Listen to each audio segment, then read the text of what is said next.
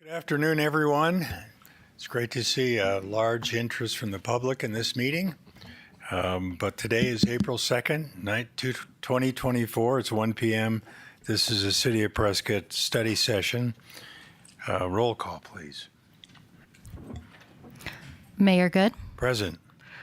Mayor Pro Tem Kentelme. Here. Councilwoman Fruworth.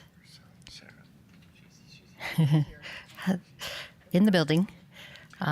Councilman Gambogi. Present. Councilman Moore. Here. And Councilmember Rusing. Here. And let the record reflect that Councilman Montoya is excused today. All right, we have one item for discussion as a presentation and discussion regarding public safety needs and funding options. Thank you, Mayor and Council. I'll kick off this discussion. We received very clear direction last week at the Council study session to proceed with putting some information together with our chiefs, Chief Dura, Chief Bonney, and we're working with Mark Woodfill, our Finance Director, on the upcoming capital needs, the operating costs, and some of the outcomes that you would expect or that the public should expect by moving in that direction if that's Council's desire. So we'll go through some of these things. We'll also talk about election dates, when things would become effective, and hope for a good discussion from Council about next steps and expectations. So with that, I'll turn it to Chief Duref to take it from here. Excellent. Mayor and Council, Holger Dura, Fire Chief. Thank you for the quick turnaround on the work session. We do appreciate that. But before we started, I'd also be remiss not to pass on my appreciation from our response partners. Obviously, yesterday we had a fairly large fire event in Chief, Prescott can Valley. you move up that microphone? You betcha. It's so hard to hear you. Now I'm about to sing for you. That's not good. How about? Turn that little knob on the side. Oh, how about now? That's better. Even I can hear myself. Hello. Wow. Before we get started, I'd be remiss if I didn't communicate the appreciation from our response partners for our support at the fire in Prescott Valley yesterday. For sure, Chief Freitag sends his gratitude. I also saw Mayor Palguda and City Manager. Now I'm drawing a blank, even though. Yeah, Davidson, I'm sorry.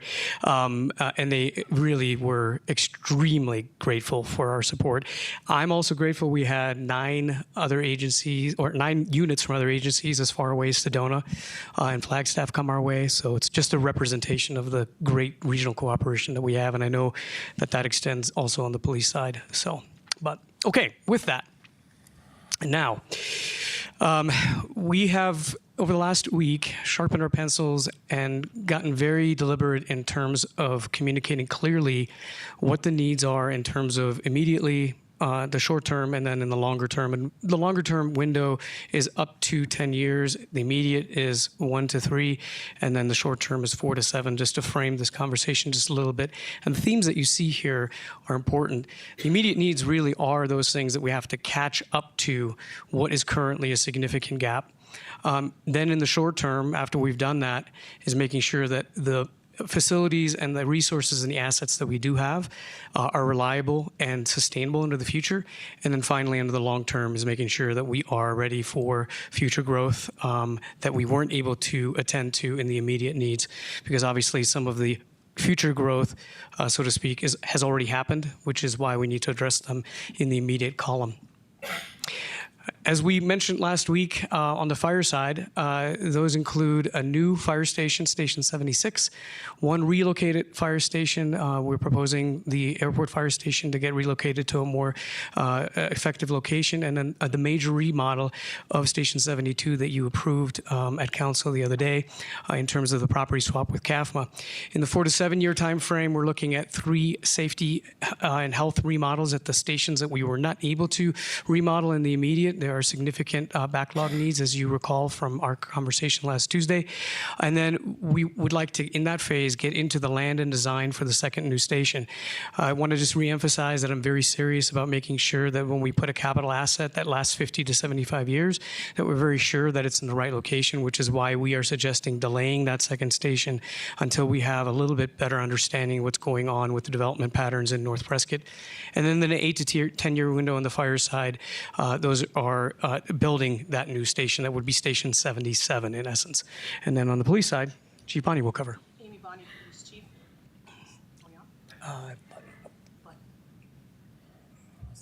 Here. Teamwork. All right. Thank you. Amy Bonney, Police Chief. So as Chief Dura alluded to, we worked as a team to develop these initiatives and really give you a clear picture of what it looks like for public safety, combining both police and fire needs and looking at it from a team perspective. So what we identified in the first 1 to 3 years as a major need for us is the need for a property and evidence facility. As I'd mentioned, we have outgrown the property and evidence facility that is currently at our main station at 222 South Marina Street, and we've branched out to several other locations for managing and storing evidence that aren't necessarily appropriate for that. We identified that primarily because we want to maintain a footprint in the downtown area, but we simply are out of room. So it would be sort of a two birds with one stone type thing, allowing us to identify within the first 1 to 3 years a location for moving property and evidence, acquiring the land, and then looking at building a scalable building for property and evidence that we could also build onto for future police facility needs into the future. Would allow us to maintain that presence in downtown by allowing us to remodel that 222 South Marina Street building and allowing us to continue to work out of that building. In 4 to 7 years, we also anticipate, as I said, a scalable building so we can move some of our downtown bureaus to an additional facility and enhance that facility as we build onto it so that we can continue to serve the north area into the future, but also alleviate some of the concerns that come with the congestion in downtown as we respond throughout our community. So moving some of those potentially not only property and evidence, but potentially investigations, perhaps some of our patrol bureaus to that additional facility so that we can respond more quickly. Longer term, into the future, we really anticipate that those are going to meet our needs. However, as I've mentioned to you several times, we're about 2 years behind in the planning phases, just completing our recent space needs analysis at our building, which has allowed us to identify that need for property and evidence and an additional probably 30,000 square feet of building space in addition to that 10,000 Excuse square me, feet. Chief. Councilman Gambogi has a question. Yes, sir. Chief, how long do you have to keep evidence? It really depends on the type of evidence. For homicides, just for example, it can be 99 plus years that we're required to maintain some of those things. And as you can imagine, some of those things are larger items. Mattresses, for example, pieces of drywall, you name it, we have it, and we have to maintain it in case those cases come back. Is property different than evidence? Yes. So What for would be an example, example of property? property would be, for example, we book somebody into jail and they've got a bicycle that they can't take with them to jail, so we have to maintain that bicycle so that they can come get it afterwards. Evidence is something that might be used in a criminal case further down the road. You're welcome. Okay. Before I get into the slide, I just want to emphasize another thing. You've probably noticed that between this Tuesday and last Tuesday, we also reduced some of the proposed needs that we had at that time to make this as close to being objective and truly absolutely what we need. Because I want to emphasize that we are not here just asking for nice things.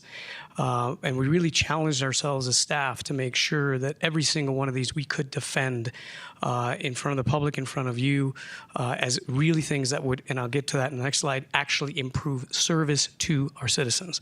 That's ultimately what this is all about. And how we're going to do that? Well, here on the fire side, I'm going to actually skip to the new personnel.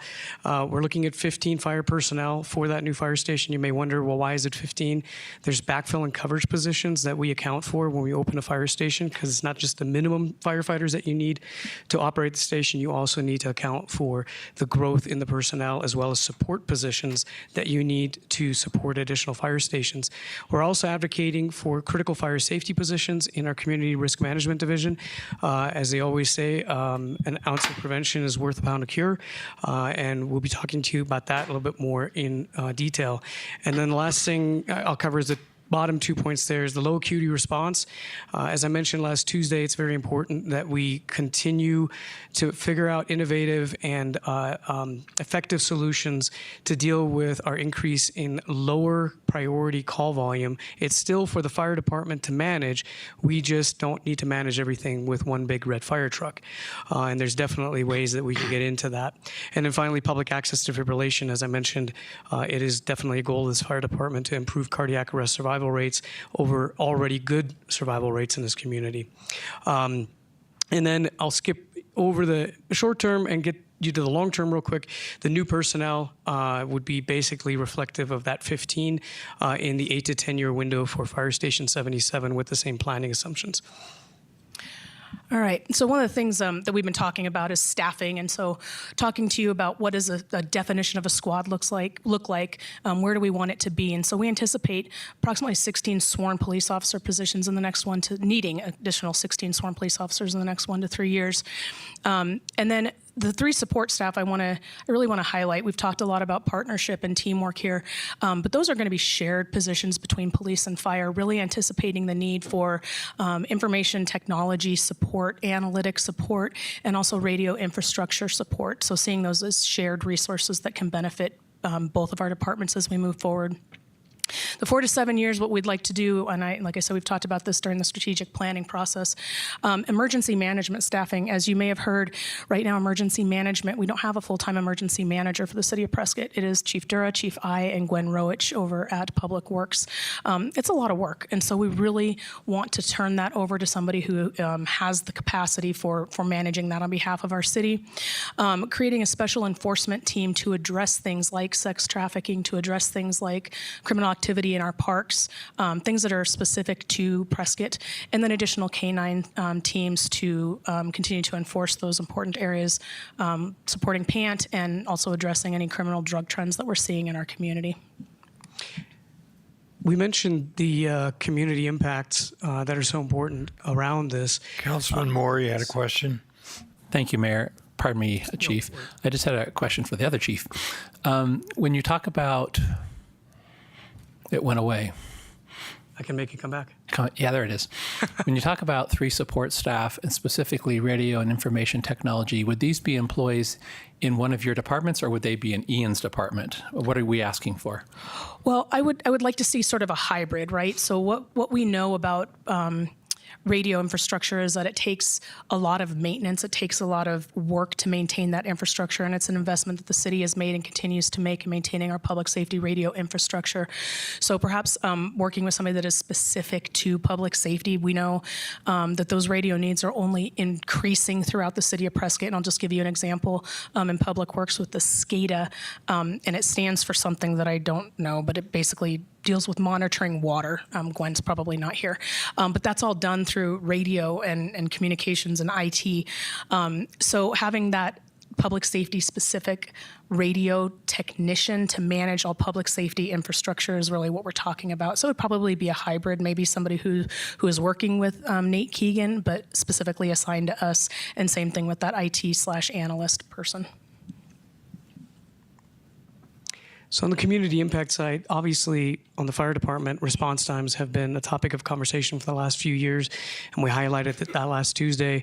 There are Midtown and Northside response gaps in terms of response times and downtown gaps in terms of call volume.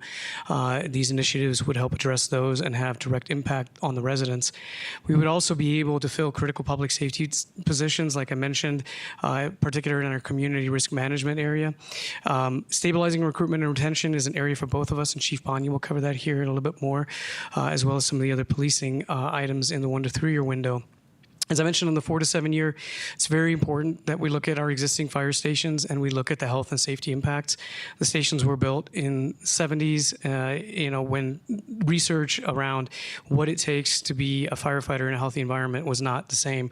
And it is time for us to go back into those facilities and make sure they're sustainable, not just as infrastructure, but also for our personnel, since they spend half their life in those buildings, basically, while they're working.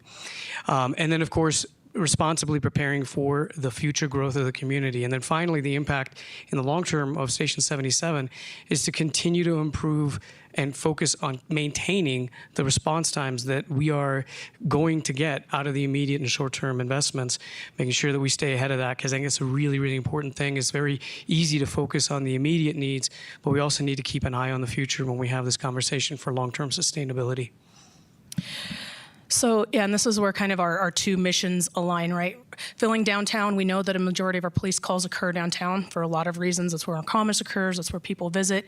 So we see those gaps, and that's why I'm adamant about maintaining a footprint in downtown, not only because of our calls are concentrated down there, but also if you look at our special events, the increase of special events, and the impact that it does have to our public safety in general. So filling those critical public safety positions is going to help us with that.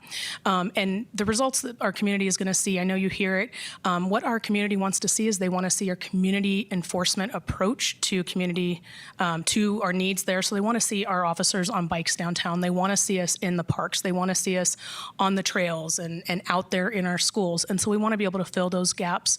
And then the second thing we hear a lot is traffic enforcement, right? So filling those important roles in those specialty bureaus so that we can get to a point where our community is seeing the results of that. 4 to 7 years of as well is improving the health and safety of our public safety personnel. We know that this job has a tremendous strain on them physically, emotionally, and mentally as well. So making sure that we have the support in place, not only with staffing, but also with enhanced facilities and improving the safety of our facilities. So when we talk about the downtown headquarters for the police department, we've maintained that building. It's a very important asset to us.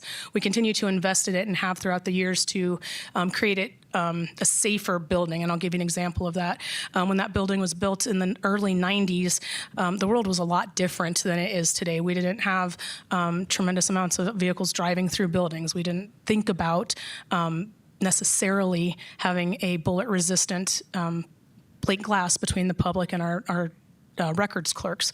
We've had to adjust the way that we think about a lot of things through the years, and so a lot of that we've tried to address over the years, but we want to make sure that we're able to maintain that building well into the future so that we have the capacity to respond to those downtown needs. And 8 to 10 years, again, continue to focus on improving Excuse our me, public safety Councilman outcomes. Moore, you had a question? Thank you, Mayor. I do. Chief, in your current headquarters downtown, is there any of the property and evidence being stored in that building at this time? Yes, a majority of our property and evidence is being stored there, which is, when we talk about identifying a facility that would keep all of our evidence, we could reduce the buildings, reduce the use of buildings outside of our 222 South Marina location, ensure the integrity of that property and evidence as well, and then we can relocate or remodel that building so that we continue to grow into that building and have it serve our needs well into the future. So I guess my question is, I know it's really important to maintain a downtown presence. By moving property and evidence to a facility off-site, such as you've proposed maybe by the new jail in that area, how much time would moving property and evidence, moving it out of the existing building, how much time would that buy you to stay or grow? And that's, by remodeling it would give you more space. I think that takes our downtown building well into the future, 30, 40, 50 years even. The concept of building a scalable building, starting with property and evidence, and either having the ability to build out or build up to facilitate and accommodate additional square footage so that we can move some of our like I said, our patrol bureau perhaps to that location to allow for a better response time, better service to our community. Thank you. That's really helpful information. Yeah. And then into the future, one of Mayor the things Pro I Tem think... had a question. Oh, sorry. On that same, I wanted to jump in here real quick. How many square feet of a building do you think you could use now and also planning for the future in terms of the evidence? And it's got to have extra security, I'm assuming. Yeah, so we built that into our planning assumptions when we did the math, understanding that police facilities, while we don't have necessarily exact numbers, we know that they're more expensive to build than most other facilities just due to that extra security. So our space needs analysis that was conducted this year indicated that we need an additional about 35 to 40,000 square feet, and we anticipate a property and evidence building of about 10,000 square feet that would allow us to accommodate all of that property and evidence that we have both at the Marina headquarters but also on off-site locations. And then we could build on, like I said, with about another 30,000 square feet for additional police needs into the future. So your plan is when designing this, you're going to do what I call a flex design. It'll be allowed, there'll be things that'll be taken into account, panel sizes and stuff like that for an eventual upgrade. Yeah, I think that would be the most fiscally responsible way to address it rather than saying we need a out of $60 million building right now. We can do it in phases and be a little bit more strategic about how we do it and when we do it to meet the needs of our community, and do it also in partnership with those around us. And that brings me to the next long term, as we focus on what's happening for our outcomes, but also focusing on partnerships. We've mentioned it before that, yes, I think that if we build a new facility, it'll take us well into the future, but what we can also look at, and what we have looked at, is when they build new fire stations, when we build Station 77, there will be that partnership there between Prescott Police and Prescott Fire, where we will have room in those buildings to be able to move some officers over there, so that we're working in partnership really to serve our community with efficiency.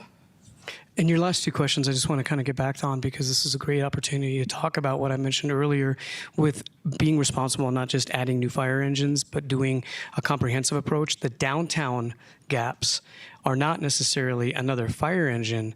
The downtown gaps can be taken care of by an innovative, strategically applied countermeasure to help us improve response reliability throughout the city. So I really just want to emphasize that point, because I know when we're talking about service expansions, a lot of people get questions about what's the fire department asking for. This is a thought out plan that has a multi-pronged strategy, so that we don't have to just add plan A over and over again without really having a good strategy behind it. This is thought out and, again, scalable to the actual problem where it's coming from, so to speak. And then finally, the funding needs. As we mentioned, we over the last week had several meetings to make sure that when we presented these numbers, they were as close and accurate as we can in today's the known knowns, so to speak, to use the Rumsfeld analogy. This is inclusive of things such as design costs, contingencies, soft costs like furnishings, and making sure that really the square footage was dialed in. As Chief Bonney mentioned, on the police side, there's a little bit more of a contingency because of the safety and security needs that a law enforcement facility needs. Know that the fire facilities also have safety and security needs, but they're of course nowhere near that of law enforcement. And then we also represented for you the operations impact in addition to the previous years, and Finance Director Woodfill will cover that here actually right now in greater detail. Before you do, So excited. Councilman Gambogi. I just want to go over a questions order of magnitude. I'm not holding you to the numbers. I think it was like your first slide. You talked about hiring 15 and 16. I don't remember which one got what. But is that a net add, or is that some net add and replacement for retirees? That is net add on both sides. Attrition is not part of that, and that's why last Tuesday we mentioned the constrained hiring market is a serious concern for Chief Bonney and I. We have a very limited recruitment area here in central Yavapai County. And as I mentioned then, Central Arizona is looking to build a new fire station. It appears they're going to get their certificate of need. And so we'll be competing in the same hiring pool with Central, which is why our culture and making sure that other things to attract firefighters, including renovated facilities, you can imagine, I mean, for any of us, working in a health and safe environment is a recruiting tool. I'm not going to belabor that point, but you get my point. So yes, it is new positions that we need to add, which increases the scale of the issue. Now, with that in mind, I just roughly you're talking about bumping up against about $2 million for firemen and police people. So that's about 4% of the total expense you have up there. So most salaries are very small proportion of what you're asking for. Yeah, the proportion, and I'm glad you mentioned that, because even as staff, we were in a meeting with Interim Manager Goodman, where I actually said, wow, this is actually less of an operational impact than even I had anticipated. But your point is well taken. The cost of infrastructure is significant, and that infrastructure is a direct benefit to the residents because it helps us deliver more services. Thank you. Yep. Councilman Fruworth, council member, councilwoman. You can call me whatever you'd like, Mayor. I was just trying to reconcile the numbers and the presentation last week to the numbers and presentation this week. And so numbers have gone up, numbers have gone down. It would be really helpful to understand the differences, because we spent an hour on this a week ago, and now some pretty big swings. I'm not asking you to do that today, but really a reconciliation element by element with the details behind it would be really helpful for those of us that want to track with you and support you. Yeah, and we have that and made the decision to withhold that from this conversation so we didn't get too into the details, but we are happy to provide you with that and have that ready to go. All right. So, Councilmember Rusing. Before we proceed any further, I just wanted to thank you all for starting this difficult conversation. It's a conversation we should have had a long time ago, and I appreciate being involved in it, because if we don't do something now, it's just going to get worse. It's not going to solve itself. So I just want to make that perfectly clear, that if we don't do something now and start taking care of the problem, it is just going to get much worse further down the road. Thank you. all right. As we start looking at the numbers here, and just to clarify, when we do add up all the capital that is here, we come close to what is last week. It's moved around a bit, but it's $111 million worth of capital in total on this thing. And as we look at a funding strategy for it, I tried to put a simple schedule together, and I wanted to make it clear. We need to look at this as a whole, because the general fund is still going to be a major funding source for public safety.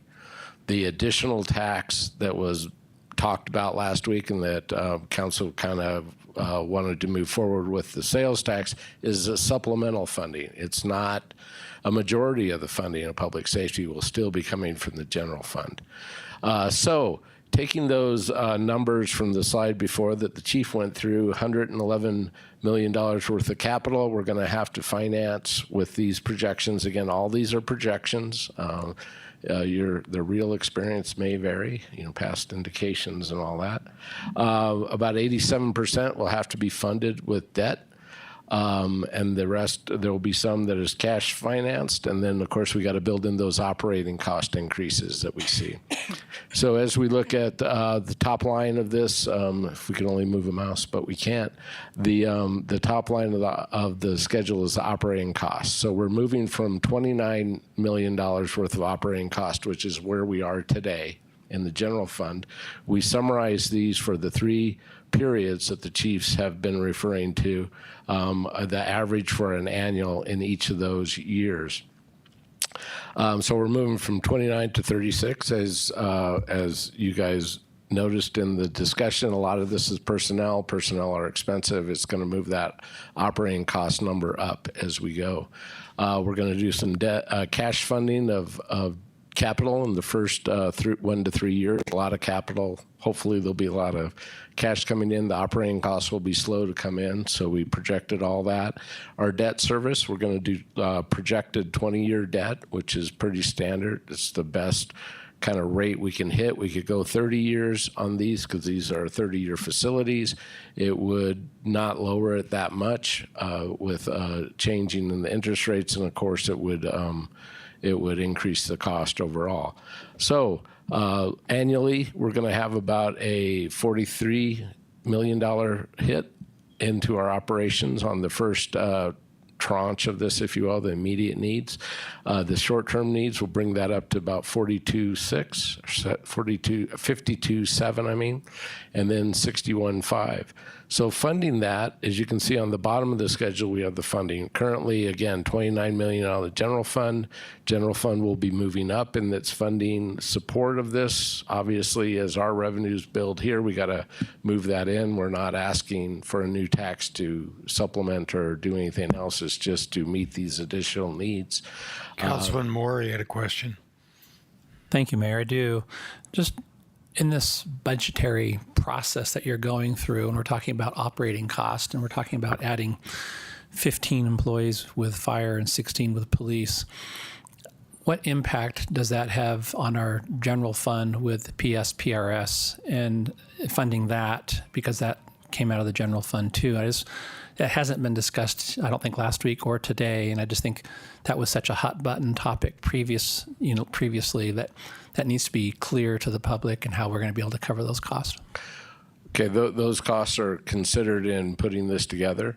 These new employees will be in Tier 3 of PSPRS, which is a shared tier with other agencies, not all of them, but most of them. So that will help fight the runaway unfunded portion that we saw in the past. Currently, Tier 3 is overfunded slightly. But obviously, that's easy to do when nobody's pulling pensions yet because they're all new employees. So, Tier 3 will mature over the next 40 or 50 years. I just think it's important as we approach the public with this request for additional funding that they understand that those calculations have been included in this and that there's a way that it's going to be funded and it's not going to create a new burden for the city down the road. Yes, thank you, Councilman. Good point. And yes, it has been included. Yes, it should not create any more of a burden than any pension, but the projections have been included in this workup. And again, they'll be in Tier 3, which is a lot more financially stable than Tier 1 and Tier 2, in my opinion. Councilmember Rusi. Thank you. I would like to back up to the basics here and get to our sales tax. Right now, our sales tax is 8.35%, and the public, I think, is under the impression that we keep all of that. But I'm here to say that out of that 8.35%, 5.6% goes directly down to Phoenix to help run the state of Arizona. And then out of that 8.35%, after you take off the 5.6%, then 0.75% is sent over to Yavapai County to help them run the county. So that only leaves 2% of your sales tax that stays here locally in the community. And 1% of that goes to roads. That was a voter-approved road tax. And then 1% goes to the general fund. So I think the public needs to realize that our 8.35% is actually one of the lowest rates in the Central Highlands, if I'm not mistaken. So thank you very much.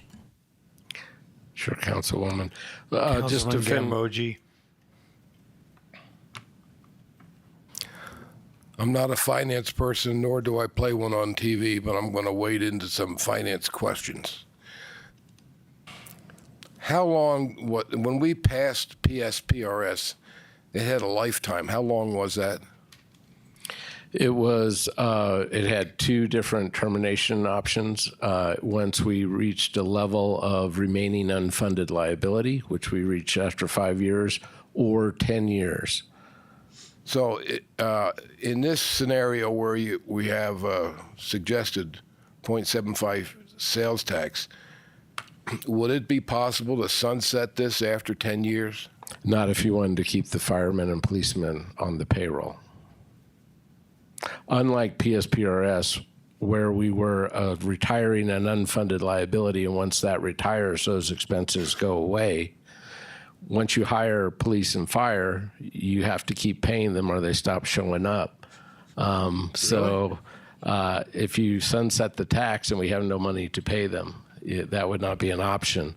Obviously, for a debt portion of it, yeah, after 30 or 40 years, you could sunset the debt portion of it if you wanted to split the proposition.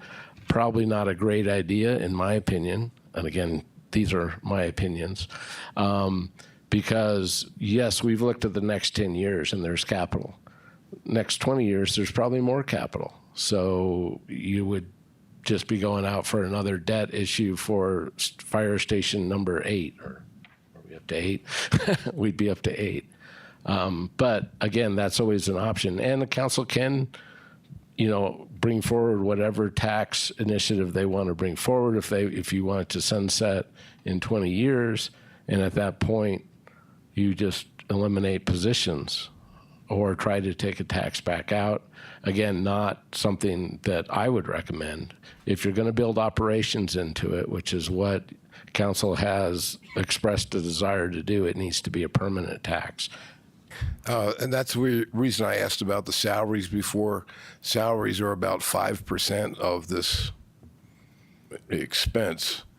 So Salaries are a big expense, and they're on the bottom of the sheet, Councilman, that I have up. The operating costs are primarily salaries. So you have an additional $3 million in the first 3-year period, additional for fire, and an additional $3.5 million for police. Those are operating costs. Those are costs every year, and those are the costs that you would not be able to pay if the tax went away. Those do not include the debt service.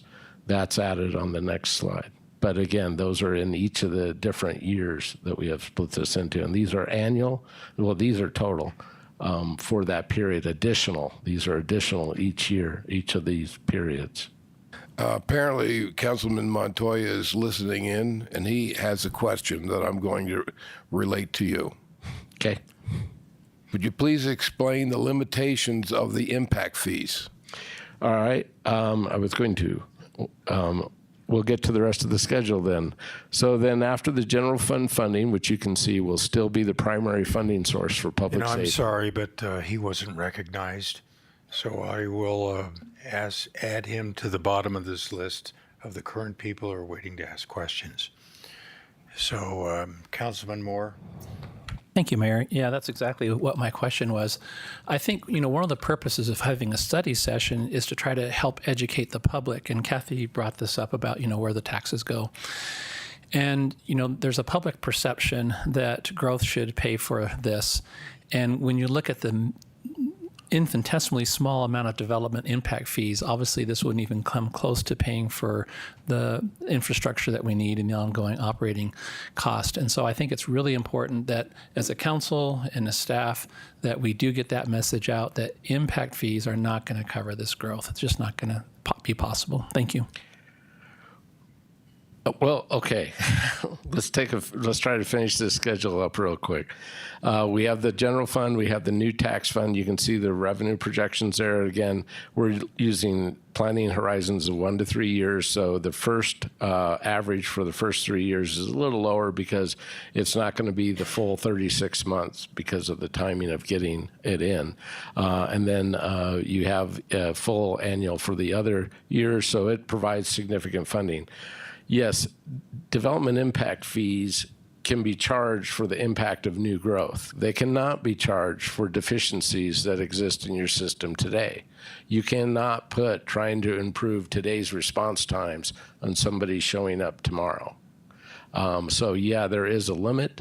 Obviously, the impact fees are there to pay a portion of that debt service. So they are paying about 10% of the debt service, which, as my father always said, is better than a stick in the eye.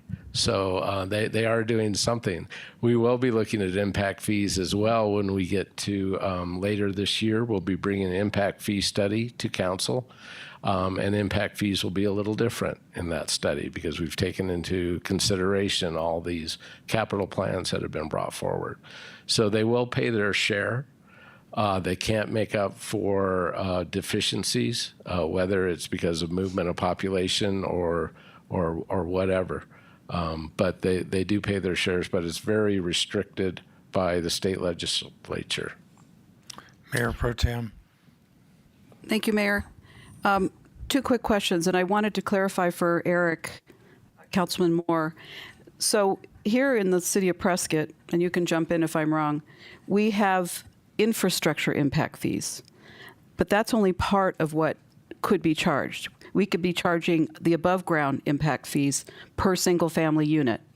And on average, they run about, depending upon the square footage, around 2,400. I'm just going to use that as a number per single family unit. So if you take 10,500 homes and you multiply it by 2,400, you can come up with, and this is hypothetical, but you can come up with an amount of money that could have been dedicated just to services for above ground infrastructure. I mean, not infrastructure impact fees, but above ground. That was one thing I wanted to bring up. But I also, I had asked Mark Woodfill a couple weeks ago for an accounting from Prop 443 of the 0.75. And I think, Mark, you said earlier today that it was 5 years, but What you gave me is roughly 6 years. And It's 6 months in the first year and 6 months in the second year on your schedule there. So it was 5 years. okay, so roughly, and actually this is not roughly, this is an exact figure. With the 0.75443 money we made to date, 75,333,000 and some change. So that's on a 0.75 tax structure that now has been terminated or sunsetted. That's a lot of money Yes. in a few years. So Yeah. had we gone to the 10-year mark, we would have gone substantially over that. Not quite double that, but close. Yes. Yeah. Okay. Well, we were All about true 86 facts. million in the hole, and we brought in enough tax to get to the 1.5 million termination level in just about 5 years. Correct. With the So other the way actions that tax was taken. written, we had to terminate. We couldn't keep it going just because it would be nice to have that much extra revenue. And I think looking at these projections here, to me, it seems more appropriate that we split capital away from operations. Because once we can build these additional fire stations, acquire land, relocate one station and remodel another, we've achieved a couple of years of catch-up. And I think the community would look at how we manage the PSPRS, and if we structured that part of it similarly, I think there would be a lot more support in the public for that capital tax, knowing that it could also be sunsetted once we reach those capital requirements. And then we could have a separate operational ongoing tax. You could take the 0.75, maybe take 0.4 or something like that for capital, and then another 0.35 for operational. That would be ongoing, because great that you have a new fire station, you got a bunch of trucks in there, but if you don't have anybody to operate it, it's not going to help our response time very well. So that would be an ongoing requirement. And I think when people have trust that we can follow through the way that we did with 443, we might have the same type of trust going for this increased sales tax, both for capital and for ongoing operations. And I think with the numbers that I'm seeing here, a 0.75 and then splitting that somehow into maybe a 0.5 and a 0.25 or a 0.45 and 3.5, something like that, we could achieve our goals and still have the support of the public who is concerned about escalating taxes. Thank you, Mayor. Councilwoman Furworth, did you have a question? I'll wait. Okay. Thank you, Mayor. Again, council can structure this any way that you want. 0.25 and 0.5 operating tax should not be, if you want to achieve what the chiefs have outlined, an operating tax needs to at least be 0.5% that's ongoing. That should project to about 9 million a year. It'll project to about 11 right now, about 12 as we grow out into this 10-year period. So you're projecting increased economic activity to be able to increase tax based upon that activity, so goods and services would continue to escalate? Yes, my projections take into account the changes to our tax base, the loss of residential rentals anyway, not the loss of food. I did not do that. But yes, and also a growth rate. Tax continue to grow. Tax should continue to grow into the future. Right now, if we look today, a 5.5 would bring in $11.2 million a year. That's going to grow at 1.5% to 2% over the next several years, which will keep up with the operating demands that have been brought forward in this 10-year period that we looked at. The 0.25 would bring in 5.6 and more as we move forward. Sorry, these are so far apart, but that would be sufficient to cover the $7 million worth of debt service projected 10 years from now 2.6 right now, moving up into the 7.5. That tax would have to be retired. If you wanted to have a portion of it retired, you'd need to keep it active for at least 30 years because these are 20-year debts, and some of them won't be issued for 10 years. So they'd need to exist out into the future to fund that. So if you wanted... Well, we didn't have to be restricted to a 0.75 maximum either. That's true. If we went to like 0.85, we'd still be the lowest in the Quad Cities. Yeah, and I have our local communities right here. If you, and like you say, Mayor, right now we're at 8.35, and the council member Rusin's points are here as well. The blue is state, the red is county, and the green is local. We're at 8.35 right now. 0.75 takes us to 9.1. Obviously, that gives us 8 100ths that we could do and still be even with PV. Right. That would be 8.3,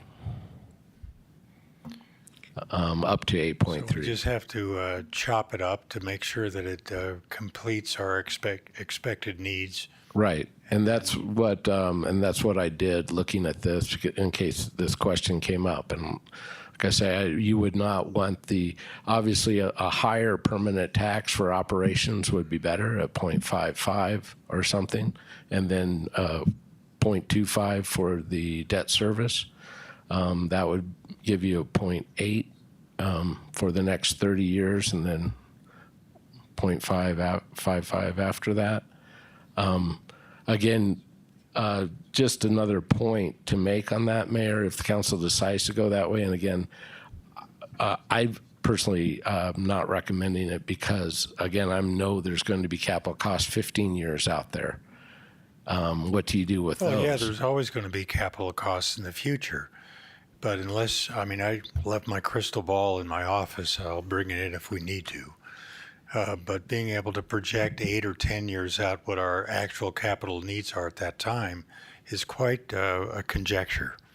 And I'd rather see the capital that we can clearly see taken care of in the next 1 to 7 years, and then have the council evaluate maybe 6 or 7 years from now what the capital needs are at that time. Because things could change here dramatically. We certainly have seen growth change here dramatically, and we have more growth that we're dealing with, whether it's Arizona Eco Development or other growth areas with growth in the north part of Prescott and potential annexations out there. Who knows what their capital will be needed that far out in the future. I think that's the time to take a look at it. And again, like I said, that's totally council's option. I really think if we do a separate tax, one for capital and one for operations, they need to be combined into one proposition. Because what do you do if one of them doesn't pass? It's either both or neither, I guess. Because if you get the capital tax, but you don't get the operating tax, you have a bunch of shiny stations with nobody in them. Problematic. Yeah. So it should be one proposition. How it's written and how it's structured and how it's presented. Absolutely. And like I say, at least a half a percent for operations ongoing would, in my opinion, would be necessary.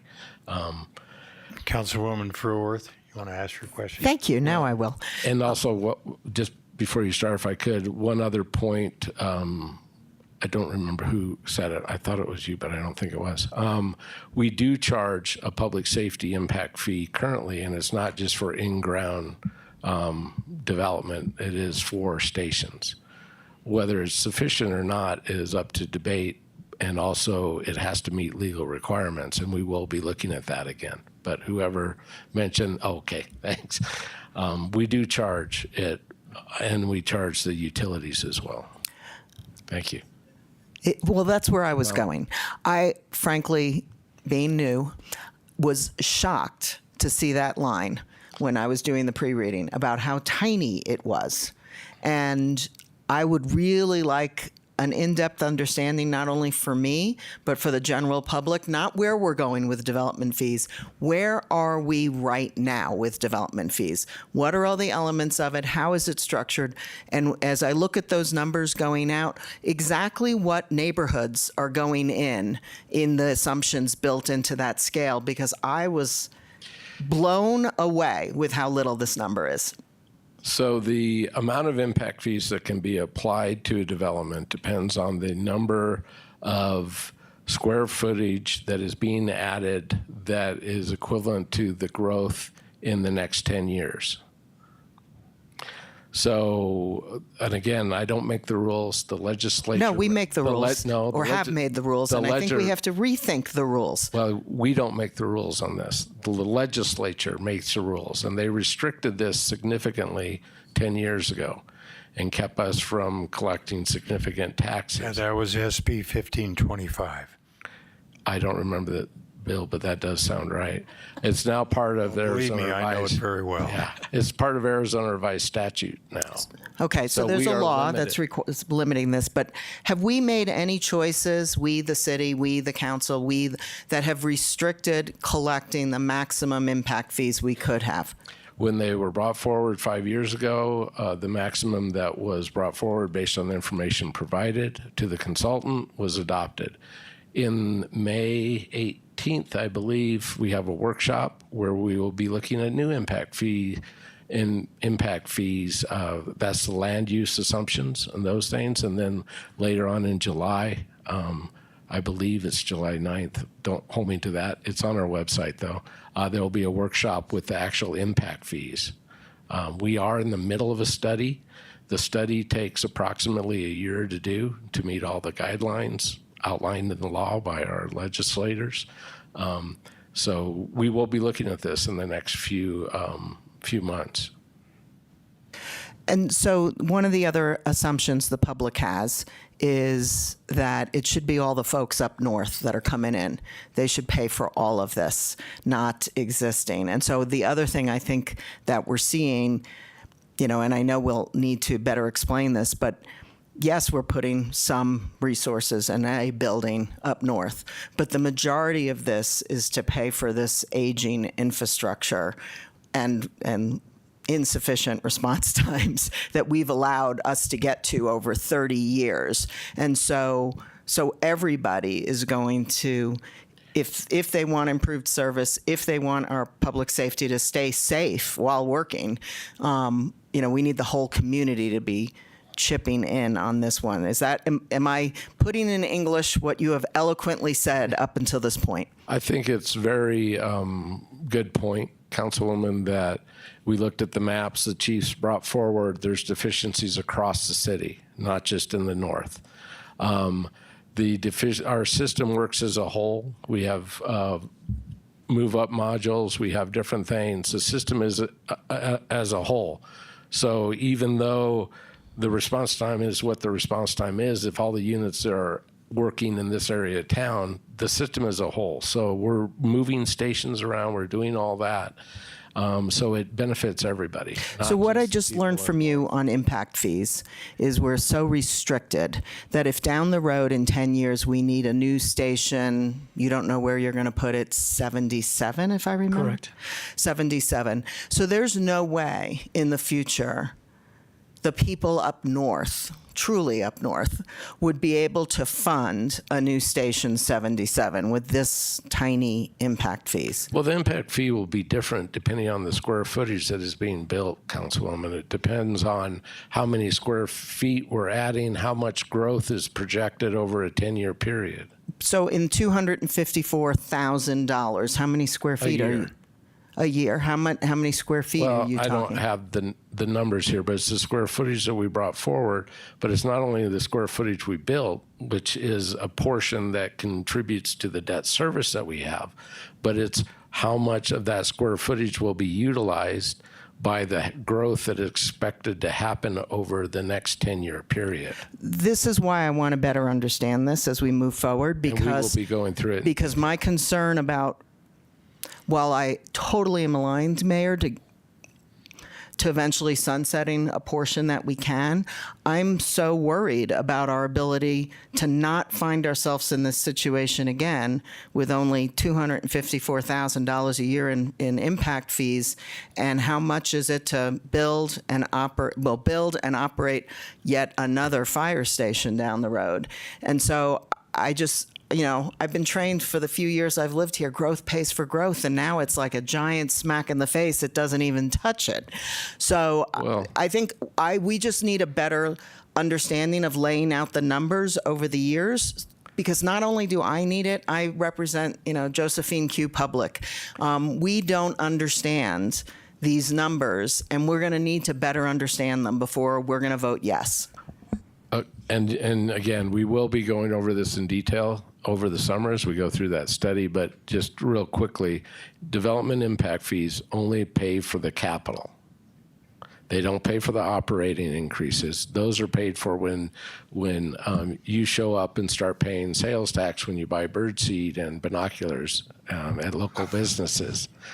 Yeah, we can I should add something probably change that to growth should pay for growth.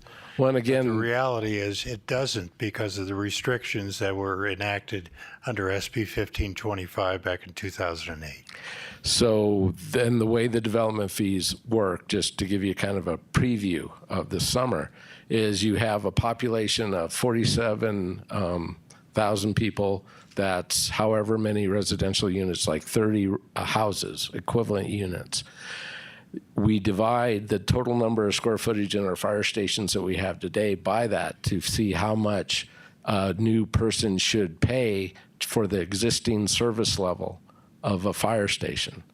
So you divide that out, and it's so many square feet, and that is how that fee is calculated.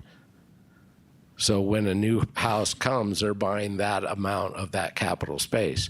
It's not making up deficiencies. You're not allowed to recover that off of that growth. That has to come from the people that are here. You can't raise service levels or any of that.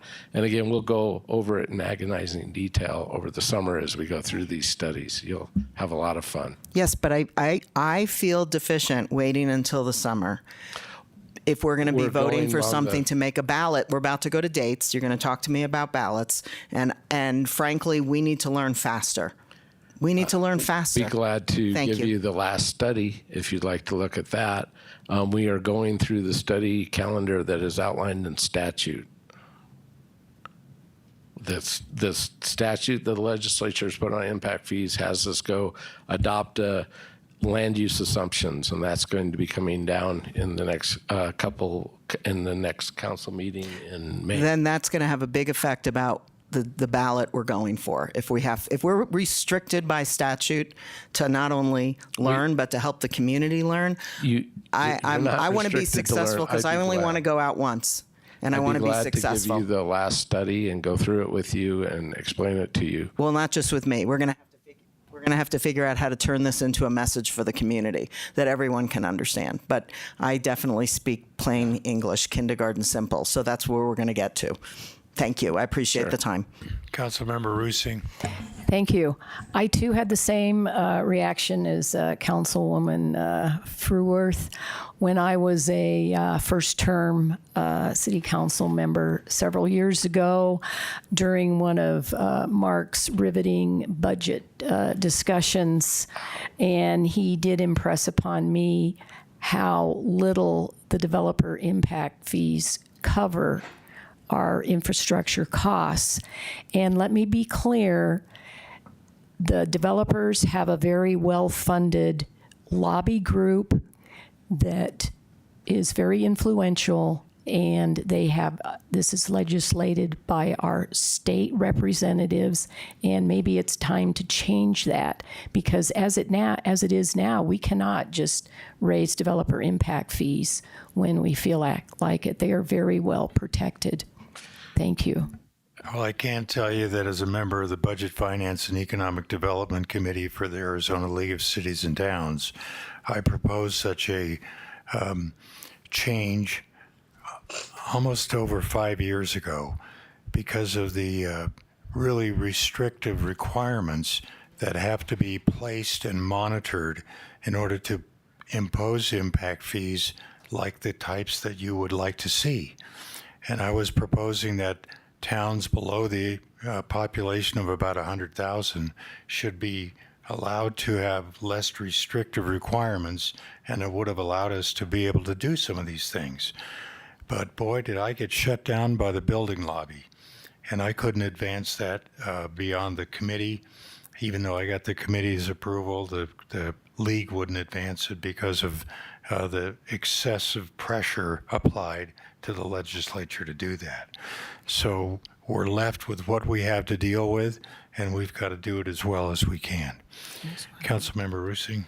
I just would like to add, when you hear the saying, growth pays for growth, people assume, well, the developers should be paying for that growth, but no, it's you, the taxpayer. You're the ones that pay for that growth. Councilmember Gambogi, if you'd like to now. Hearing no response. Mayor Pro Tem. He fled. Okay, I'm going to give Ted a break here.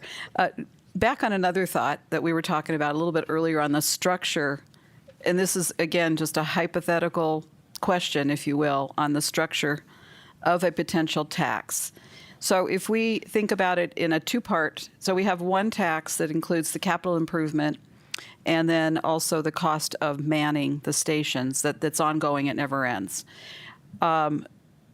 Do we have a situation that we could apply something like a COLA? I mean, how do we, as things start to escalate in price, people get paid more money, we implement a 0.75, we sunset part of it on the capital, but yet the reality is things continue to escalate. Is there a way to write into a tax that, maybe it's a Joe question, that we, a COLA, some type of an increase as it goes, maybe every 5 years? I mean, I'm just throwing that out. But how do we structure that where we cannot just get stuck with making, as Lois said, no plans for the future? Again, if you were changing the tax rates every so often, obviously it'd be a legal question, but one advantage to sales tax or privilege tax is that it does increase as costs increase. As you know, like a COLA, sort of a cost of living. When you pay more for your groceries, you pay more tax. So we get more revenue. Okay, so you're looking at like that, not the actual tax itself increasing, but just the fact that everything else out there that people are buying and applying to this is automatically. Okay. Yeah. All right, thank you. Councilman Gambogi, do you think that your advisor's question was answered? I think it has. Okay. And again, like I say, we do have our last impact fee study is a public record on our website, and we're in the process of doing a new impact fee study.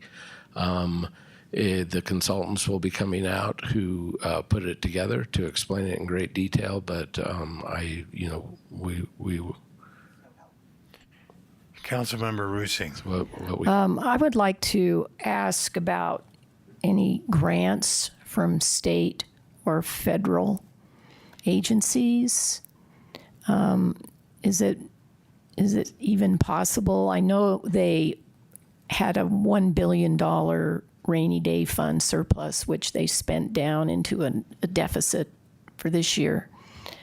But is there any hope for us to contact our legislatures and lobby them for a grant for a regional fire and police station? That's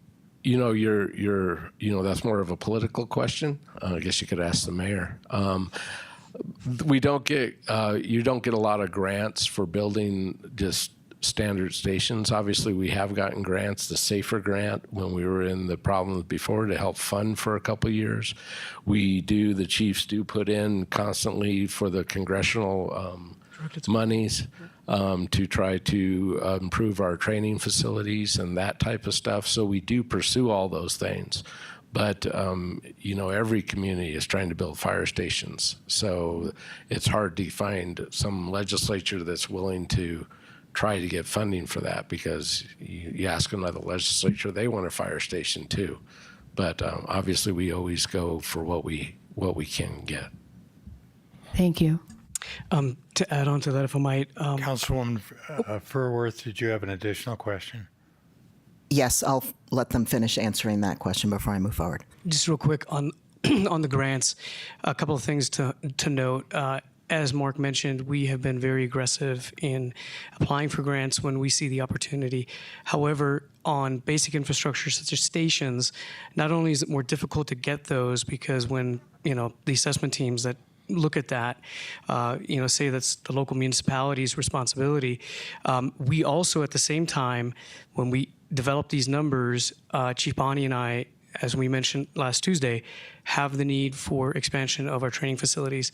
That is something where both her and I agree is something we do want to be very deliberate in getting grant money for, because if a grant doesn't come through in a training facility, while yes, that's an impact, proportionally, it's not the same impact as if we don't get a fire station.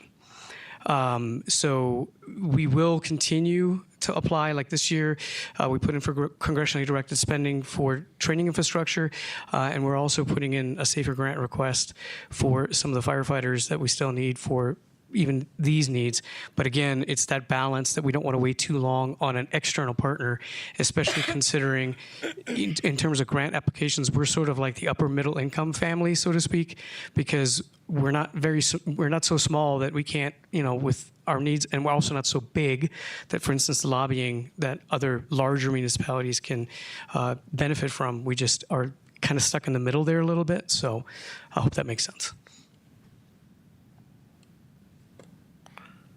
Councilwoman Furworth.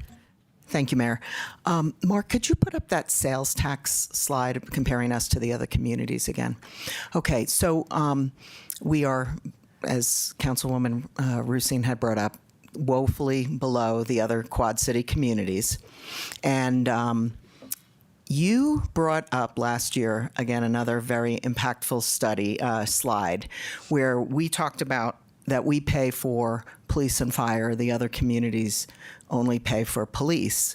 And so I was attuned last week to the presentation where I think it was the fire chief brought up that that on average, for the average Prescott resident, he had a number of $332.84 that the Prescott resident is paying for fire help, because I would imagine, correct me if I'm wrong, the tourists are helping pay for the rest with sales tax. Is that true? Yes, that's always an area of debate. Yes, we project, I've projected, looking at different information, that probably 60 to 65% of our tax is paid by non-residents. I don't know if you want to call them tourists, because these are people from Thank you. You're Prescott right. It's Valley not tourists. It's other people County, coming here to Costco, et cetera. Thank you. which are also, utilizing the public safety services while they're in the community. So, yeah, it is the best way to not put the full burden directly on your citizens through like a property tax. And so the one slide you brought up a year ago, and I was wondering if you had any newer numbers that you could give us now versus having to wait until May, is that if the average Prescott citizen is paying $332.84, if we didn't have Prescott Fire, if we were serviced by CAFMA and they were paying for fire service in their real estate bills, what would that be for the average resident? Depends what you call an average. We've called a $400,000 valued home, assessed valued home, as I don't know if you call it average in the community anymore, but that's Unfortunately, not any longer. yeah. But that's an example to give you a differential. If you look in 24, that's the last tax rate you guys adopted. A citizen in Prescott will pay $101 to the city of Prescott for that home, while somebody in CAFMA will pay approximately 10 times that, $1,132, the bar, the line graph at the top.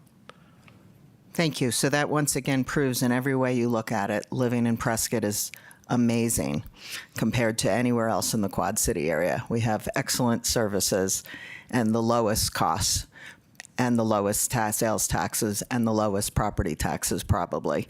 because of the CAFMA bill. Am I correct in that assumption?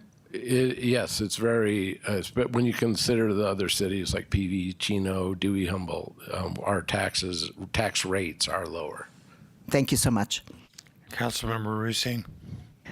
Oh, I'd just like to say that since most of our growth is up north and is going to be utilizing these services, that's why it's important that we look at developing a economic corridor up north along Pioneer Parkway and 89A, and let the people that are up there shop up there and provide us with some sales taxes, because as it is currently, we just have one economic corridor, which is on Highway 69. Thank you.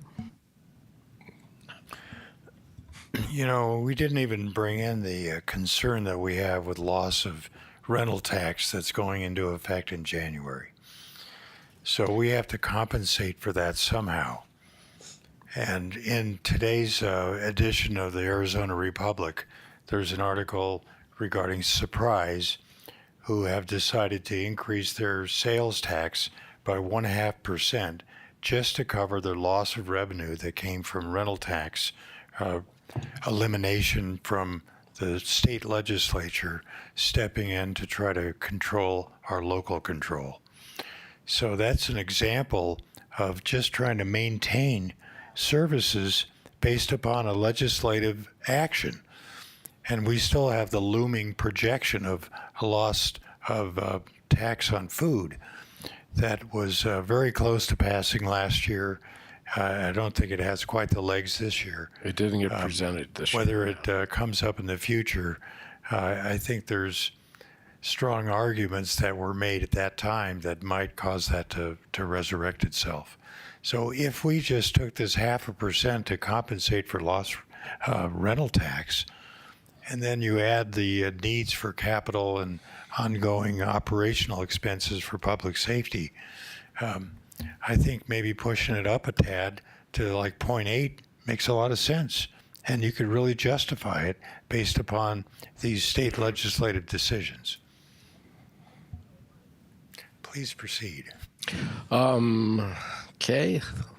Excuse me, before you get started, I'd just like to make the suggestion that the state maybe think about decreasing the 5.6% that they require us to send them. That it would certainly help us out if they're going to cut how much we can raise. Maybe they should help us out. Maybe cut it down to 4%. So, Mayor, before I present on this slide before us, I just want to bring up a question that I think came up as we've talked with you all one-on-one over the last little bit of time. The question of a dedicated sales tax to police and fire versus a general fund, increasing that general sales tax that we have. Mark, I'm sure you and I have talked about this, and I think we share the same opinion, but do you want to touch on that for? Sure, that's a good point. Thank you, Tyler. As you see, the general fund is a big funding source. If you're going to have an operating tax to help cover the operations, it makes sense for that to be just an increase in that 1% in the general fund. The increase to 1.5 with additional 0.5 to fund public safety. Trying to split it out into a separate special revenue fund. Again, this has more to do with when we actually bring the ballot language forward, and we will work with legal if council's clear on what I'm saying. If you try to separate, like with PSPRS, that was a separate tax, separate fund. It goes into a separate fund where nothing else can be spent out of it. So it was just sent off to PSPRS. You can't do that with an additional operating tax, because what do you move this officer up there but leave these officers in the general fund, because most of the funding is still coming from the general fund. So you would just make that additional tax for public safety part of the general fund. Yeah, I mean, it's not a huge issue. I mean, it's an issue that needs to be addressed, but we would address it in the ballot language when that is written. Well, I think already 76% of our general fund goes to public safety as it is. Yeah. So that just augments that. Right. Right. Councilman Gambogi. I'm going to take a risk and ask another finance question. Following what Tyler asked you to talk about and what you did talk about, I'm not clear. Is there a suggestion that the certain part of the sales tax be dedicated to safety, fire, and police? Or does it still reside in two different places? I think, depending on, I mean, it all depends if council wants to separate a portion out for capital. That is something that can be set up in a special revenue fund, and the debt service can be charged there, and the capital can be charged there. The operations are where you have more of a problem, where you're trying to split people between two different accounting funds. And again, you know, and I don't want to confuse this issue because it's an accounting issue, and it's an issue we can take care of when we bring ballot language forward for you. But just in general, the portion that is related to operating, whether that's the 0.5, if you do a separate tax, should just be an increase to the 1% in the general fund to help fund public safety, not a dedicated tax, you know, just to public safety, which would require to go in a separate restricted fund. And again, like I say, I don't want to confuse the issue. We can bring it up if we move forward with the tax. Really, the takeaway I want council to think about is what Mark is saying. And any tax increase would go into the general fund, right? We have a 1% per our charter. Any increase requires voter approval, but it would stick within that. It'd be an increase to that 1%. It would not. The recommendation is that it would not be a special revenue fund, because on the accounting end, on the budgeting end, it kind of becomes a nightmare with certain personnel are in one fund, other personnel are in the general fund, and it can get very convoluted. So while in concept we are talking about public safety needs and a sales tax dedicated to helping those, on the back end, for council's knowledge, it would not be creating a special revenue fund. Just want to bring that up now.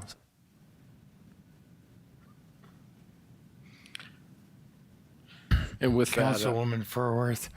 Thank you, Mayor. So I totally align. The only thing that worries me is the discussion about eventually maybe sunsetting a portion of the total tax. And I love your suggestion that that would be capital.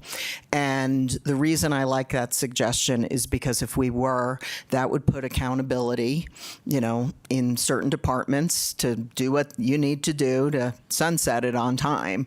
But the other thing for me is, again, down the road, I don't know, water, other infrastructure, roads, you know, where they might come in the future looking for more capital needs.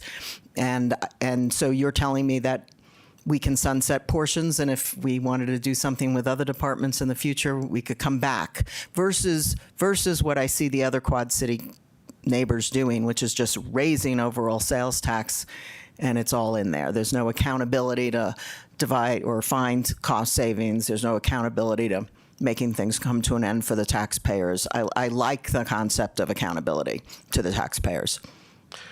And again, Councilwoman, yeah, obviously that's all as we draft the language through legal. If that's what the council wants to do, we can come up with the wording to do that.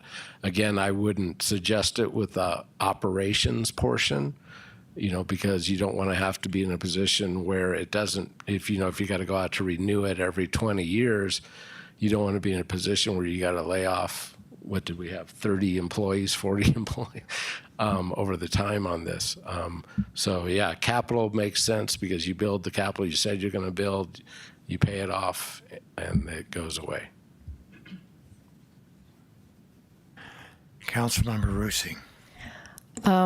I think you hit the nail on the head when you said ballot language is very important, because it's very important to the voters that are voting for it. And I remember back around the year 2000, as a fiscal conservative, I never vote for a tax increase, but I did vote for this one, and it was a combination roads and open space tax. And it passed overwhelmingly. Everyone assumed it was going to be like 50-50 roads, 50-50 open space. And unfortunately, the ballot language did not specify what the breakdown was going to be.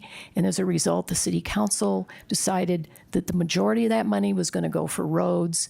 A very small amount ended up being allocated for open space. And it left a very bitter kind of bait and switch feeling in the public.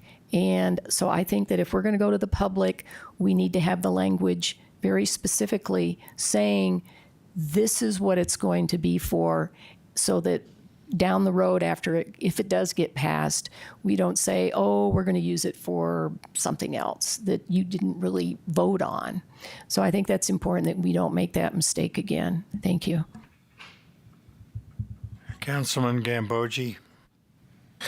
In an effort to come out of the weeds, I think there's two important things that we haven't covered that we should. One, we just had a resident survey, and they said that safety is most important. And secondly, we just had a strategic session between staff and council, and we also prioritize safety. So I think it's important as part of the message to the public that we're doing what you asked us to do. Mayor Pro Tem. First of all, thank you for indulging all these questions. This is how we learn, and I know it takes a lot of patience, but thank you for doing it. So let's go back to that structure again, because having owned a business for a long time, I relied on data. Everybody's heard me say that 1,000 times. But how do we, out of this, if we try to sunset the capital needs for today based on what we saw, how can we carve out a portion of that to do what we all do? Let's say we want a new car, we start to save up for a new car. Would it be prudent to take a small percentage of that and put it in an interest-earning account for unforeseen needs going, 20 years into the future? I mean, I'd like to be able to see that we've got some vision here and we've got a little bit of that money set aside to try to anticipate what's up ahead. A council can bring forward ballot language for anything they want to bring forward. A 0.25% tax rate in the projections we've put together would cover the debt service for the capital that is being brought forward by the chiefs. That debt will be issued over the next 10 years, so those payments will happen over the next 30 years. If at the 0.25, the council wanted to make that 0.3 or whatever, or 1% or 10% or whatever council wanted to make it, that's your call as council. If you want to establish the fund to also not just pay for this $111 million worth of capital, but you wanted it to accumulate funds above that to pay for other capital, you can do that. It's all depending on what council wants to bring forward to the voters. Well, in your opinion, all of your opinion, isn't that the prudent thing to do? So we're not in this situation in 20 years again? Well, that gets back to then why have it sunset? Why have the capital portion sunset? If I could, sorry, Chief, just to interrupt here. So that's kind of the point about bringing it back to capital needs. The reason that we're in the situation we are with both fire and police facilities is because of the lack of funds to do that upkeep, replacement, repair, renovation. Information's changed over the last 30 years, right? Fire and police stations. We look at that. We would never do things today that we were doing 30 years ago just because health, science, information, data has all informed decision making. So the concern I have personally from sunsetting a large portion of the tax for capital is that the fact in 20, 30 years, these buildings themselves, these new ones today, would need some sort of replacement, renovation, repair, ongoing maintenance, right? You can cover some ongoing with operating and ongoing costs, but you're going to find yourself in a pickle again in 20, 30 years if you don't have the funds sufficient leading up to that point. Well, and I think just to build on that, my concern is, look at where we are today. We're dealing with something that by everybody's thought process should have been dealt with 10 years ago. We're now paying, in the building industry, 25% more to build what we should have probably started 10 years ago. So, and we don't have a crystal ball. Well, we do have one. It's on his desk. It wasn't working last time I checked, but I need new batteries. Yeah. We know nothing is going to go backwards. We're not going to be paying less going forward. I just think as a responsible tax-paying citizen, I would like to see this impact not hurt so much going forward. Just built on what we know today, nothing's going to go get cheaper. It's always going to be more expensive. Labor is going to be more expensive. It would be nice to take the sting off in 20 years when we need more money by having a little bit of a savings account to apply towards that. So the question is, do we push the envelope a little bit, maybe explain that to the public that we're trying to start a savings account, if you will, an interest-bearing savings account for unforeseen needs going up 20 years, so we're not going to take such a big hit as we are this time? Again, absolutely, if that's what council wants to do. I mean, it's what the 7 of you want to bring forward. You can have the capital portion not sunset and continue to accumulate and earn interest and be available when you have to build your next fire station or a new police station or whatever. Well, again, it's up to council to decide what they want to bring forward. Does anybody think that would hurt our chances to try to get this passed, or do we just go to the bare teeth just because we're asking for money? That's, I believe, more of a political question. I want to get you guys on record because I personally would like to see this go through. I am, just a minute amount, because it's just a prudent thing to do to me when you're dealing with taxpayer funds, and we're going out now for a big ask that we shouldn't have had to do had there been planning 25 years ago. But it didn't happen. But going forward, how do we minimize the sting on something like this because of where we are today? I mean, we need to learn by our mistakes. Yeah, and you may seem like we're being evasive. We're not. We're staying in our professional lanes rather than getting in our personal opinions, which is what we're bound to as public servants. But I will respond to a couple of things. First of all, last March, when I brought forward the strategic plan, one of the concerns that I raised was the displacement of the general fund. The city is more than just police and fire. And the general fund that you manage at the policy level has to account for needs far beyond this. You're absolutely correct that it's my professional opinion that the lack of investment over the last 30 to 35 years in public safety infrastructure has caused a significant backlog that is definitely creating a much more urgent need, which also informs some of these numbers, right? It's also why, on the fire side, the infrastructure investments that I'm asking for are happening concurrently because of that escalation in capital costs, and I don't foresee that really changing significantly. So if we need it, we know we need it now. The fiscally responsible thing is to try to get that taken care of as quickly as you can before those costs escalate even further. But to get back to your specific question and stay within my professional lane, I do agree. You're right, by the way. I should have asked the politicians sitting on all sides of me. I do agree, as does staff. I think I can safely speak for staff on this, that responsible fiscal management is something that happens here. It's part of the culture of the city of Prescott. I have not, in my 2 years here, seen any of us say, well, it's just extra money, let's just throw it away. It's actually the opposite. And I would say, again, this is a cultural observation, that quite the opposite is true, that sometimes staff may be afraid to ask for ongoing maintenance money that doesn't take care of the immediate request because of that responsibility and that desire to meet the citizens where they're at in terms of their own fiscal conservatism. And so from your perspective, I would definitely encourage at your level that conversation and instructions to us at the staff level to make sure that those things are maintained. You would definitely get staff support, and I can guarantee you would get a responsible suggestion for you to instruct us on, not something that's over the moon where we're just getting, some kind of a pile of cash. Every penny would be working in the favor ultimately of the residents.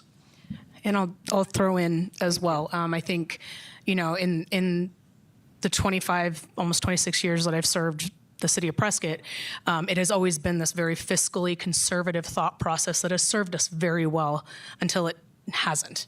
Right? And so when we look at the buildings that we have, what we should have been doing is, once we built a building, looking at what the future needs were going to be and preparing for that. And what I would anticipate with something like this and the general fund supporting us is that once those capital needs are met, then we do look towards what the next future needs are in the general fund. Is it an additional library? Is it an additional park? Is it an additional police station in 30 years? I don't know what I can't predict what policing or fire service is going to look like in 30 years. I can tell you it's going to be different. And so I think to your point, Council or Mayor Pro Tem, it would be extremely responsible for us to, once we meet those capital needs, sort of look at where we're going to invest those monies in the future in terms of public safety, and then what really does our community want, and how can we best serve that need and meet it responsibly. Chief, there's a name for that. It's called being penny wise and pound foolish. And I think we have done that. And it's easy to do that in a community like we have. But it's 2024, and we have to kind of grow up and look at what we have in front of us. And how do we prevent people? We're not going to be here forever. Council's going forward, the taxpayers going forward. How do we ease this, up ahead? Again, we just don't know what it's going to be. It's not going to be cheaper. So I just think that we should consider that. I don't want that to be the back-breaking item, though, that stops people from voting for a tax. But again, in the spirit of what our community is, I think most people can see exactly what I just said. And we probably need to drive that home. Let's not be penny wise and pound foolish, or we're going to be here again in a few years. So anyway, thank you. Councilman Gambogi. Mark, I'm satisfied with your responses to the topic of sunsetting. I have a few questions, and it relates, I think, to what you've been saying. Do we have funding to buy land and expand the runway at the airport? We do not have any reserves set aside for doing that. We have the operational reserves that council has directed to be set aside. Again, council establishes what reserves are set aside. Council establishes how things are approached. I'm not sure what your question is. It depends on how much money you're expecting or it's going to cost, which I think we're going to be looking at as we move forward. Do we have any money set aside for the expansion of 89? Highway 89 is part of the streets fund. There are funds in streets. We'll be looking at the capital projects that they have forward. We're going to be bringing impact fee numbers to you again in the next few months, and they do include an 89 improvement of for safety and flow. Didn't say widening. I said improvements.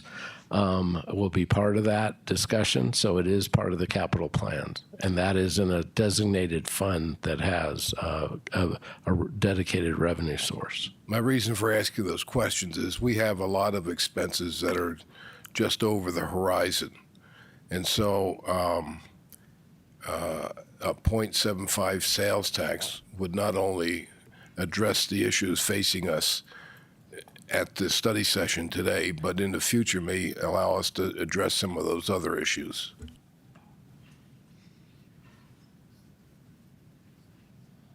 Councilmember Rusing. Oh, I would just like to say that the public safety can has been kicked down the road too many times by previous councils, and it's time that the buck stops here. Thank you.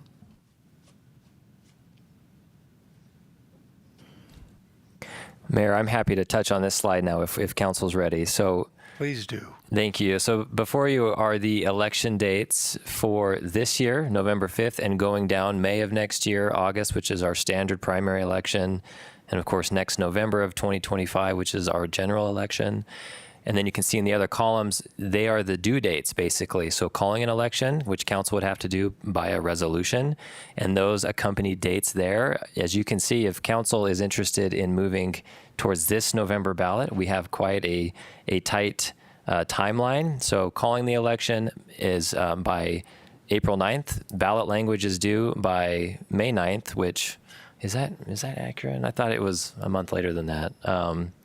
But the tax effective would go into effect next year in April of 2025. And you can see how it corresponds going down the list. So we wanted to provide this so that council can have a basis of discussion on how quickly we have to move.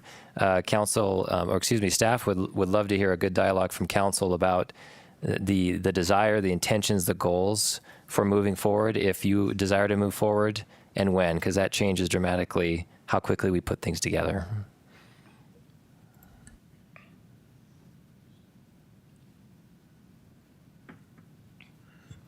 Councilman Gambogi, are you back up for a question? Sir, yes, sir. Tyler, could you tell us what's involved with calling an election? Yes, so through resolution, that is what is brought before council. It outlines why, kind of the whereas section, as you're familiar with resolutions, and then the enactments about the details. So that would be 0.75, 1%, 0.8, whatever that is, as well as any portion that may or may not be sunsetted. It's details that is taken to let the county know that we are interested in moving forward with an election. Ballot language, the ordinance would be more of the enactments and whatnot. Yeah, so maybe Joe. Joe's more informed than I am. I'll turn it over to him. Simply, the calling of election is the vote to approve the ordinance to call the election. That's it. And I sent a sample that's been used. The sample I included had ballot language in it. It doesn't have to. So in the previous special election, there was ballot language in the ordinance. If council wanted to, you could call for an election, and then you would have some time to approve the ballot language. But it's the ordinance. That's the calling election is council voting to pass the ordinance to call the election. Now, I'm looking at calendar. Our next council meeting is the 9th. So can we do it on the 9th if we choose to do it, or do we have to do it earlier?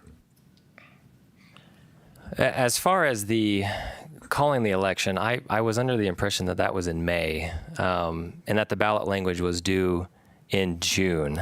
Does anybody else recall that? These are the dates I ran by Sarah, Okay. the city clerk, and she agreed that they were right. I'd looked at Tori. It has to be 210 days before the election. And if the election is November 5th, November 5th. To answer your question of can we is up to you. Is it feasible to get it on the next council meeting? Yes, it's feasible. But would be based on your direction today. Well, that's a very tight timeline. We could call the election, but not necessarily follow through with it. If we didn't get the ballot language to our satisfaction a month later, because think about this, we'd only have one additional council meeting, and then we'd have to, the subsequent council meeting, we'd have to approve the ballot language. And we still have a lot of questions here. What is the actual number that we're hoping to achieve for capital versus operating? We have to review the projections and cost to make sure that the costs are justified to be able to produce the result that this tax language would generate. Those are going to take a little time. And we only have one additional council meeting in between to possibly discuss this before we have to vote on actually accepting the ballot language. And then we're committed to it, to a November election. If it passes in November, then it would go into effect on April 1st, the following year.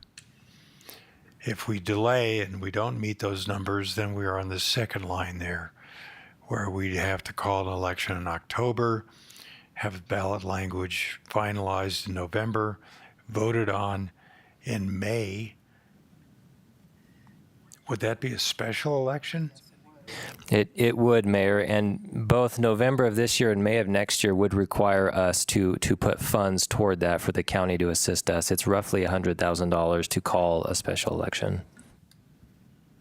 So that we have to consider that as well.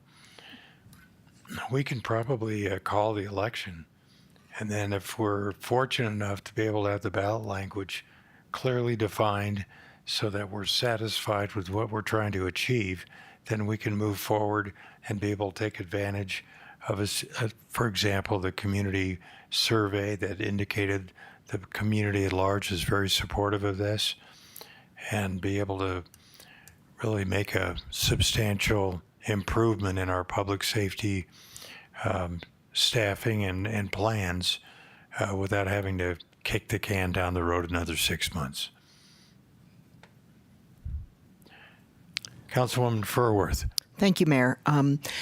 I have 2 points. One is I prefer to go for either November or August because I prefer to tie into when most of the citizens are going to be voting.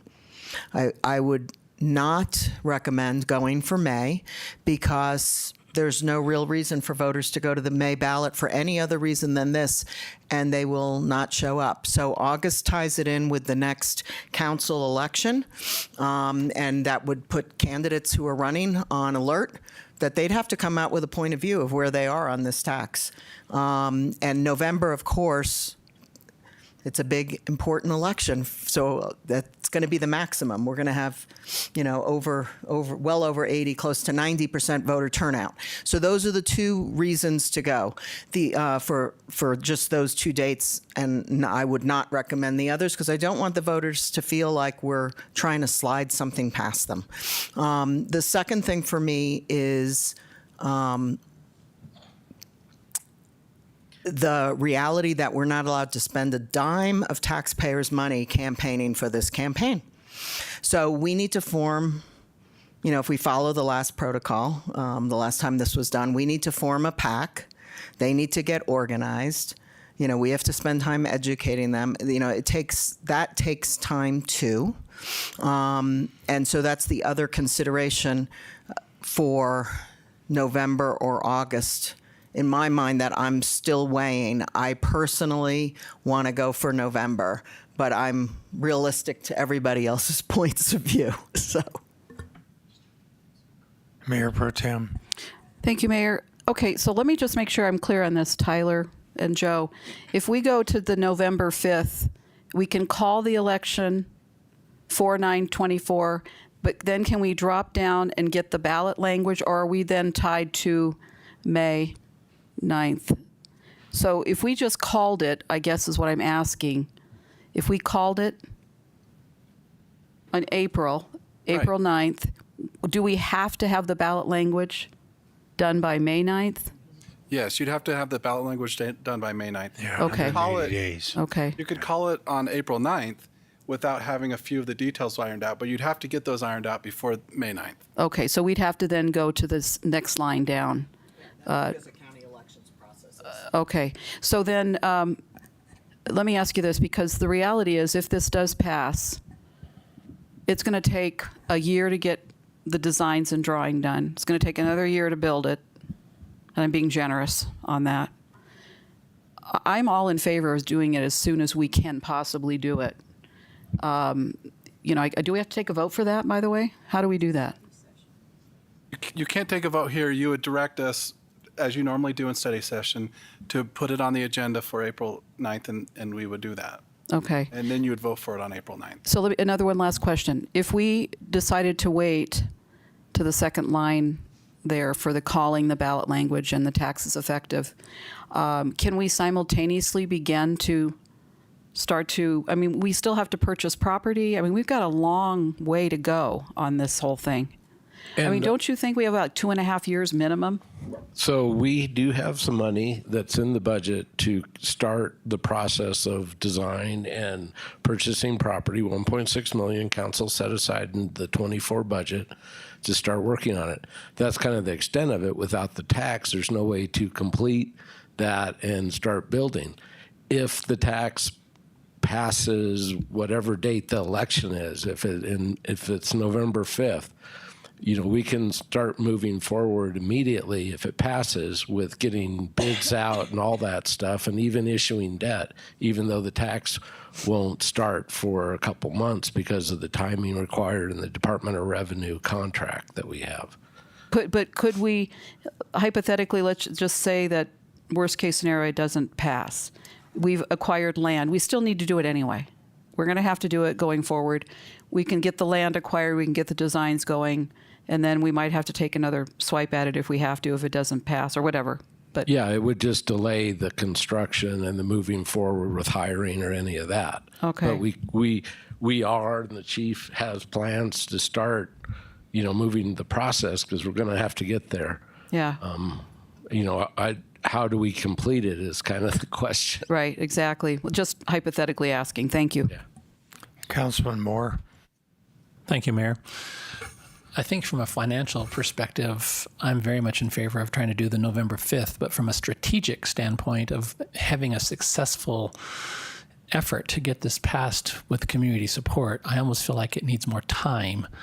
I'd hate to rush this effort and then have it fail, because then we wouldn't go right back and try to do it again right away. We'd probably have to give it a year or two before we try to do it again. So I'm very much in favor of this effort. I'm just wondering strategically, with the amount of public outreach and education that needs to occur, if it's wise to try to push this through so rapidly, because if it ends up in a defeat, that's just going to delay this even more. And we're going to be talking 2026, not 2025. So just a thought. Councilmember Rusing?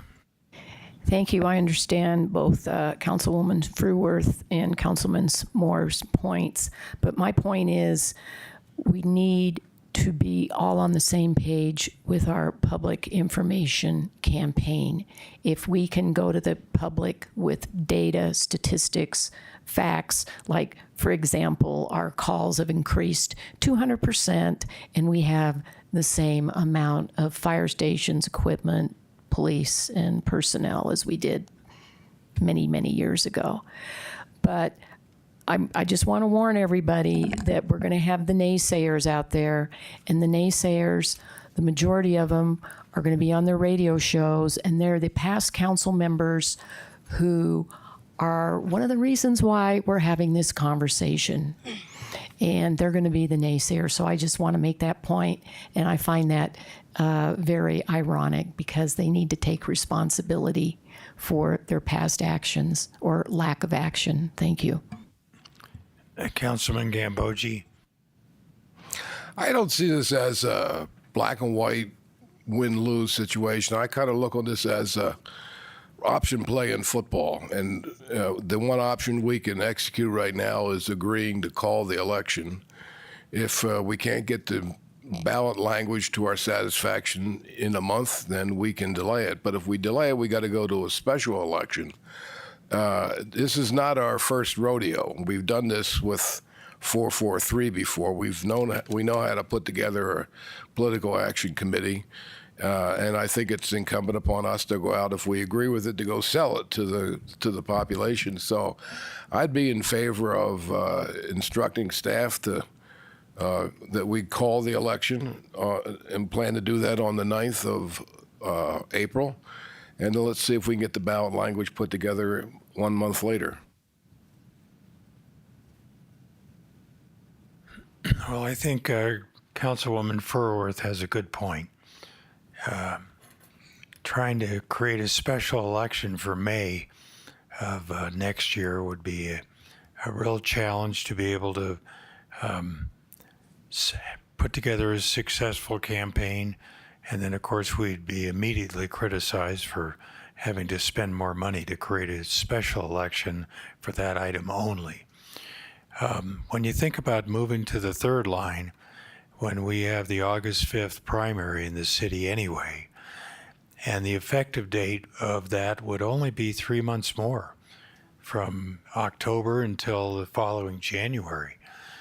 So it would go into effect reasonably soon after that, without having to go to the extra expense of trying to create a special election for it.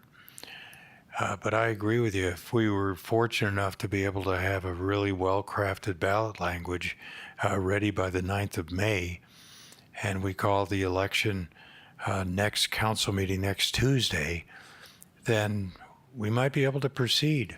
All depends on how effective some of our supportive allies would be in the community to put together a very strong message to the community to get convinced that it's needed, and it's needed now.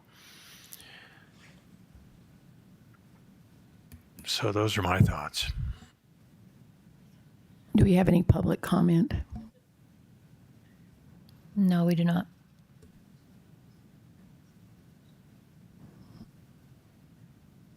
Thank you. Could have public comment if the two members of the public want to say something.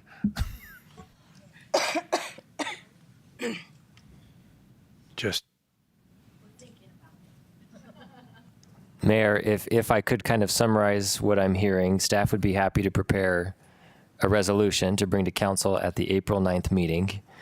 It also sounds like council's looking for some more specific information. I think staff can go back and talk about the capital side versus the operating side. I heard some interest in understanding the breakdown of potentially sunsetting a portion of the tax, and we could look at those options if council's interested. We could also, I've had a sneak peek of the overall day on the 9th. We have a very busy study session, as you know. The voting meeting is a little lighter, and so if council wanted to take some time to talk about potential ballot language or the details that would be needed in staff direction, not that you'd have to vote, but to talk about it and give some further direction for the sake of time, we could plan on doing that as well. But that's up for council if you're interested. Understood. Any further comments? Any additional information from presenters or any of our chiefs or the other guys in the back row with their ties on? No. Councilwoman Ferworth. So the only thing left in my mind for us to work out here is it 0.75, 0.8? What's the number? So if I can clarify the 0.75, when I put this together, I was looking at what would the minimum tax be that could achieve what the chiefs have brought forward to me. So 0.75 is the minimum. And about 0.25 of that is for capital, and 0.5 of that is for operations. But the elimination of the other tax, the rental tax, That et is cetera, included in my projections. that is included. It is, the elimination is included, which means it's excluded. Hence why we need to go from 0.75. No, it is not in my projections. I have taken out that tax, but I've taken it out, so I have included that fact in my. We'll go with that. Mayor Pro Tem. I just wanted to wake up Sherry and Linda out there and say thank you. I've had a lot of feedback from people that you've already discussed some things with, and I think that with you two at the helm, we're going to do really well. So thank you. Mayor, may I speak if I use her card? She's our spokesman, but I put my name on it.